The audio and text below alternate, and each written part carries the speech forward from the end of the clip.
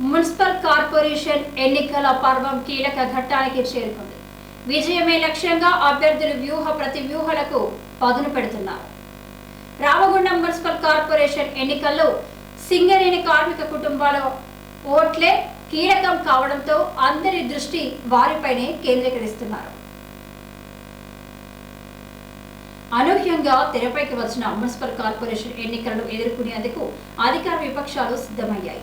నామినేషన్ల ఉపసంహరణ, గుర్తుల కేటాయింపు ప్రక్రియ పూర్తయిన నేపథ్యంలో విస్తృత ప్రచారంపై దృష్టి సారిస్తున్నాయి.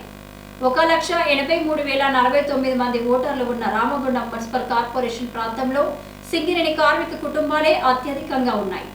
ఈ నేపథ్యంలో గెలుపు ఓటములను డిజైన్ చేసే కార్మిక కుటుంబాలను ప్రసన్నం చేసుకునేందుకు అధికార విపక్ష పార్టీల అభ్యర్థులు పోటాపోటీగా ప్రచారాన్ని నిర్వహిస్తున్నారు.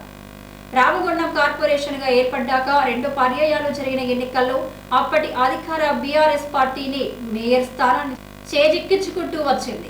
3వసారి ఎన్నికల్లో కూడా సత్తా చాటి హ్యాట్రిక్ విజయాన్ని నమోదు చేసుకోవాలని ప్రతిపక్ష బీఆర్ఎస్ చూస్తుండగా మేయర్ స్థానాన్ని కైవసం చేసుకుని చరిత్రను తిరగరాయాలని కాంగ్రెస్ పార్టీ భావిస్తోంది.